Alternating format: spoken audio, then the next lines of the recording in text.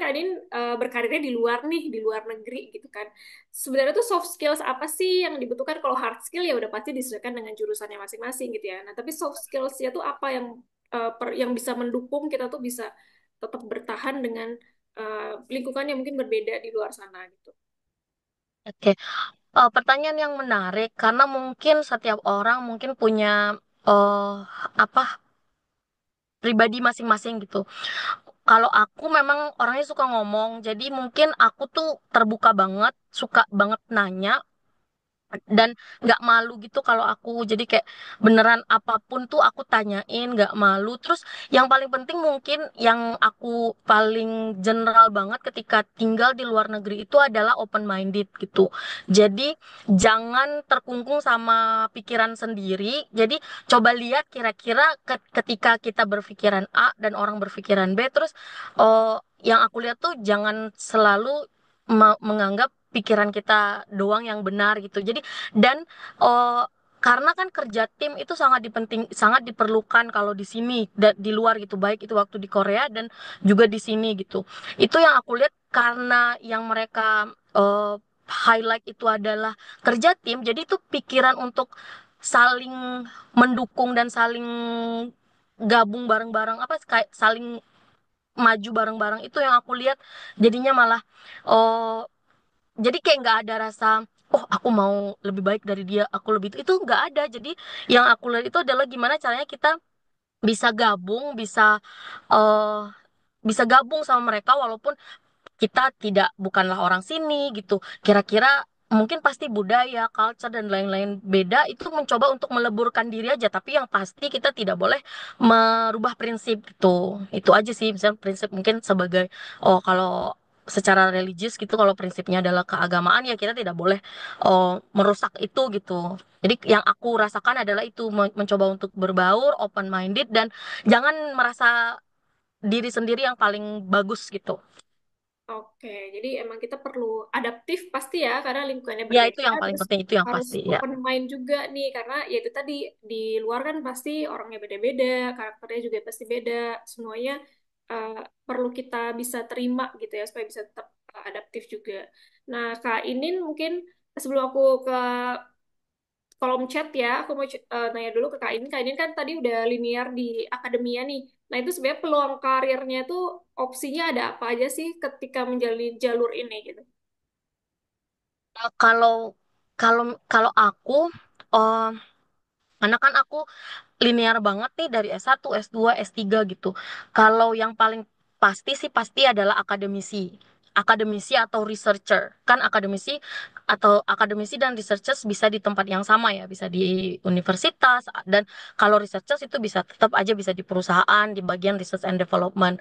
Dan ada ada dan bagian orang yang linear ini tuh tidak hanya bisa apa tidak hanya di dua sisi itu karena semakin berkembangnya zaman ada sekarang namanya mungkin konselor, ada juga yang namanya konsultan gitu, konsultan-konsultan di berbagai jenis bisnis itu kan membutuhkan orang yang ilmu pengetahuannya mungkin lebih kerucut jadi mereka butuh apa sih, konsultasi dari mereka gitu. Salah yang setahu aku adalah seperti itu gitu. Mungkin kalau Kak Nisrina mungkin bisa nambahin kira-kira kalau orang yang linear ini di bidang oh, itu apa kira-kira bisa kemana aja selain di situ gitu. Oke, dari Kak Nisrin mau ditambahkan? Oke, kalau yang linear ya, sebenarnya ya itu ya paling nggak jauh-jauh dari researcher ya, akademisi yang sekaligus sebagai seorang pengajar gitu. Konsultan juga bisa kayak gitu ya. Terus tidak menutup kemungkinan juga ketika seseorang sudah menjalankan S3 sampai S3 bahkan ternyata yang mau didalami lagi itu bukan bidang itu gitu. Karena saya juga sempat dengar eh, apa ya informasi-informasi dari teman-teman, dari kenalan, bahkan dari sesama rekan saya gitu yang sebagai seorang konselor yang ternyata mengenangani klien seorang mahasiswa S3 yang ternyata juga masih mencari gitu bidang apa sih yang mau lebih didalami lagi. Jadi tidak menutup kemungkinan juga setelah S3 switch karir setelah itu gitu. Jadi kita nggak tahu gitu, walaupun misalkan em, secara pendidikan itu linear gitu. Mungkin kayak saya gitu, saya stop di S2 kan ya. Mungkin ada juga yang linear dari S1, S2, S3 gitu. Tapi nanti secara karir bisa aja jadi switch karir nanti ke depannya gitu. Oke. Kak Nisrin tadi kan udah sempat di spill-spill tentang switch career nih. Jadi sebenarnya switch career itu ada batasan usianya nggak sih? Kalau melihat tadi kok ada yang S3 masih bisa switch. Mm-mm. Tidak ada sama sekali sih. Jadi tergantung seseorang itu sadarnya dan merasa terpanggilnya itu ketika usia berapa. Kan setiap orang itu em, punya perjalanan hidup yang berbeda-beda ya. Gitu. Kita juga nggak tahu gitu. Kita harus diperjalankan seperti apa dulu sampai akhirnya kita tuh ngeh gitu, sampai sadar bahwa sebenarnya panggilan hidup kita tuh harusnya ke mana, passion kita itu sebenarnya kekuatan kita itu ke arah mana gitu.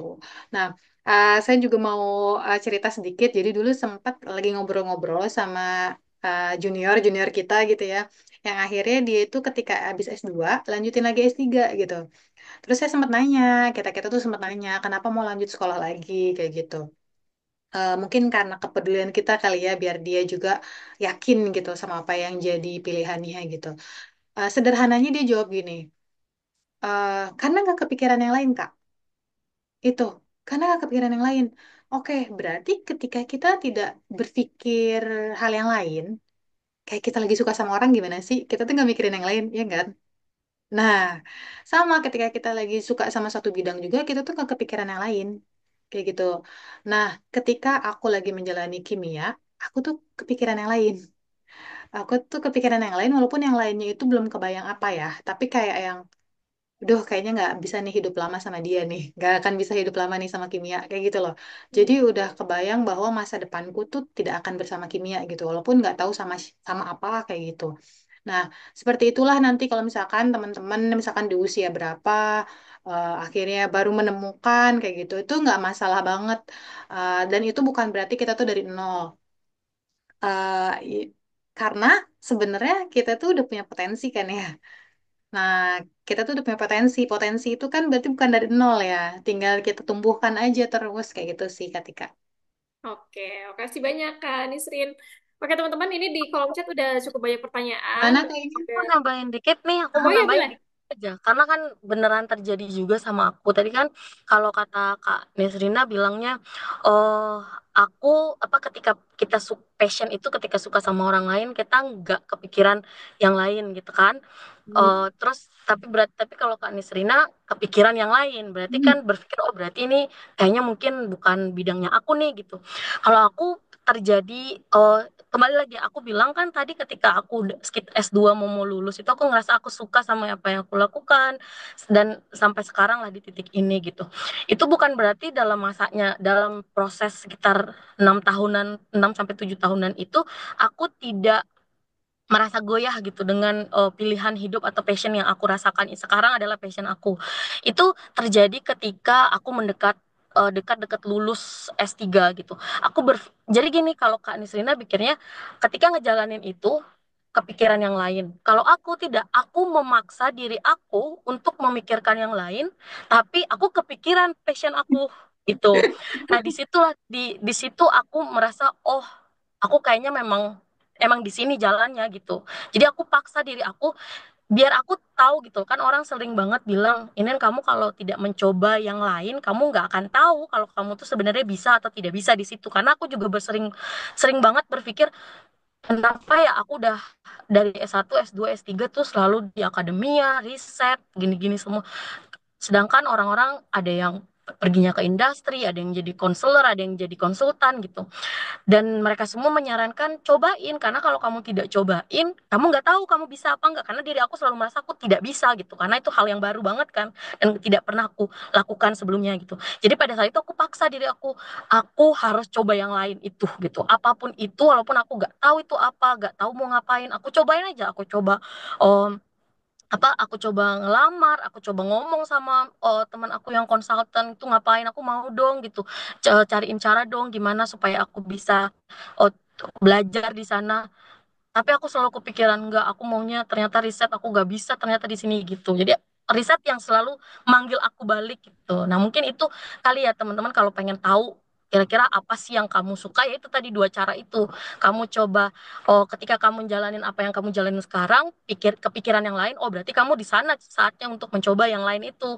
Atau kamu paksa diri kamu untuk coba yang lain, ketika kamu coba yang lain itu ternyata benar itu adalah yang kamu mau, oh berarti benar. Atau ketika kamu paksa diri kamu, oh ternyata yang kamu jalanin itu yang kamu suka gitu. Itu Oke. aja sih tambahannya. Iya. Jadi jangan takut untuk mencoba hal baru ya. Karena ketika mencoba hal baru itu justru mungkin kita akan jadi semakin diarahin nih mau terusin atau mau kembali lagi misalnya ke yang kita kepikiran-kepikiran tadi. Oke, makasih Kak Inin dan Kak Nisrin karena ini udah banyak banget pertanyaan di kolom chat supaya waktunya bisa lebih efektif. Aku langsung aja bacain pertanyaannya ya.